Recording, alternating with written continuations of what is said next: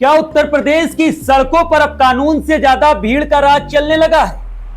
क्या आस्था के नाम पर किसी की भी गाड़ी तोड़ देना जायज हो गया है? अगर भगवान शिव की भक्ति में निकले हो तो गुस्सा नहीं, प्यार और मोहब्बत का पैगाम देना चाहिए। सावन का महीना शुरू होते ही लाखों कांवड़िए सड़कों पर, लेकिन हर साल की तरह इस बार भी कुछ ऐसी ही तस्वीरें सामने आ रही जो लोगों के मन में कई सवाल खड़े कर रही हैं। कहीं गाड़ियों में तोड़फोड़, कहीं मारपीट, तो कहीं मामूली बात पर हंगामा। अब प्रदेश की राजधानी लखनऊ से सामने आया ये वीडियो प्रदेश में चर्चा का विषय बना हुआ है। बताया जा रहा है कि बारिश के दौरान बच्चों से भरी एक स्कूली वैन का कांवड़ियों से हल्का संपर्क हो गया। इसके बाद कुछ लोगों ने गुस्से में स्कूल वैन पर पथराव कर दिया। वैन के शीशे चकनाचूर हो गए और अंदर बैठे मासूम बच्चे डर के मारे रोने लगे। सबसे बड़ा सवाल यही है, अगर यही घटना किसी दूसरे समुदाय के लोग करते तो क्या अब तक कार्रवाई का तरीका कुछ और होता? क्या कानून सभी के लिए बराबर है या फिर सड़क पर भीड़ ही फैसला करेगी? आखिर आस्था के नाम पर हिंसा करने वालों पर कब सख्त कार्रवाई होगी? आइए जानते हैं आखिर लखनऊ में क्या हुआ, बच्चों की जान कैसे बची और पुलिस अब इस पूरे मामले में क्या कार्रवाई कर रही है।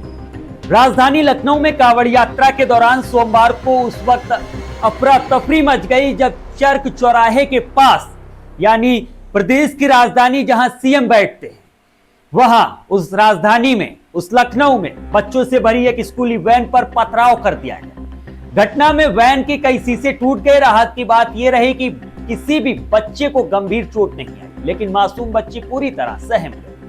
मीडिया रिपोर्ट्स के अनुसार बारिश की वजह से सड़क पर फिसलन थी। इसी दौरान स्कूल वैन का कांवड़ियों से हल्का संपर्क हो गया। इस छोटी सी घटना के बाद कुछ लोग नाराज हो गए और देखते ही देखते वैन पर पत्थर बरसाने लगे। चश्मदीदों के मुताबिक वैन में कई स्कूली बच्चे बैठे हुए थे।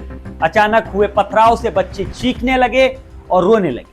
चालक ने किसी तरह हिम्मत दिखाते हुए गाड़ी को वहां से निकालकर सुरक्षित स्थान तक पहुंचाया।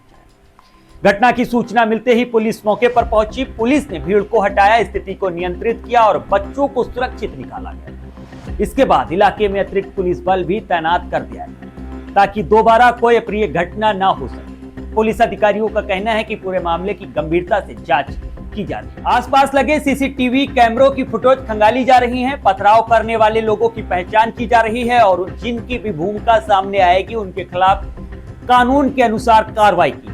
हर साल कांवड़ यात्रा के दौरान प्रशासन सुरक्षा व्यवस्था के बड़े बड़े दावे करता है, लेकिन जब बच्चों से भरी स्कूली वैन भी सुरक्षित नहीं रह पाती, तो ऐसे में आम लोगों के मन में सवाल उठना स्वाभाविक है। यह घटना सिर्फ एक स्कूल वैन पर हमला नहीं, बल्कि एक कानून व्यवस्था और सार्वजनिक सुरक्षा पर भी सवाल खड़े करती है। आस्था हर किसी का अधिकार है, लेकिन अगर आस्था के नाम पर हिंसा और तोड़फोड़ होगी तो इसका नुकसान पूरे समाज को उठाना पड़ेगा।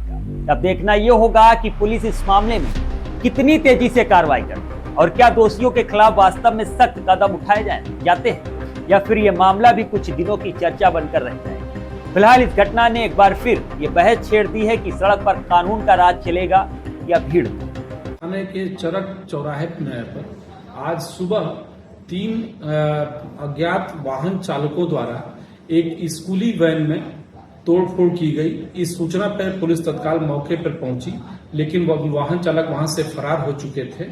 इस संबंध में एफआईआर लॉन्च किया गया है। दोषियों के विरुद्ध सख्त कार्रवाई की जाएगी। अन्य वैधानिक कार्रवाई प्रचलित है।